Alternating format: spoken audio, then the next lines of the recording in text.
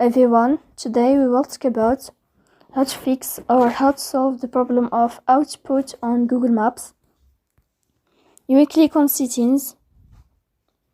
In this page you can click on apps, default apps, app settings. On above you can search about Google Maps and you will enter. Then you can click on first stop and you can click OK.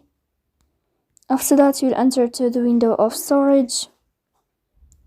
Here you can click clear cache. Don't click clear data because that can delete your account.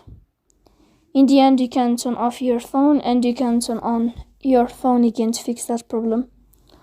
So please don't forget to support us by like and subscribe.